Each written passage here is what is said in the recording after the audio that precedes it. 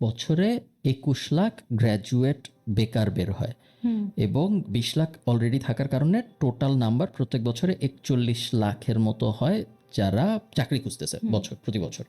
বাংলাদেশে কোম্পানিরা mainly higher করে সার্ভিস দেওয়ার জন্য মানুষদেরকে, খুব সার্ভিস বা অপারেশনসেই মেইনলি হায়ার হয়। আমরা দেখতেছি বিএটি 40% কর্মী ছাঁটাই করছে। আমরা দেখতেছি এইচএসবিসি বলছে ওরা 2 বছরের মধ্যে এইচএসবিসি বাংলাদেশ থেকে বন্ধ করে চলে যাবে। আমরা দেখতেছি গ্লোবালি অলমোস্ট সব কোম্পানি কর্মী ছাঁটাই করতেছে। অনেক কোম্পানি অ্যানাউন্স করে করতেছে, যেমন ইনফোসিস অ্যানাউন্স করছে যে আমরা 10,000 কর্মী ছাঁটাই করছি, এদের আর আমাদের কখনোই লাগবে না, কারণ এআই দিয়ে আমরা রিপ্লেস করে ফেলতে পারছি। এমন অনেক কোম্পানি আছে যারা ছাঁটাই করতেছে না কিন্তু হায়ার করতেছে না, হায়ারিং ফ্রিজ হয়ে গেছে।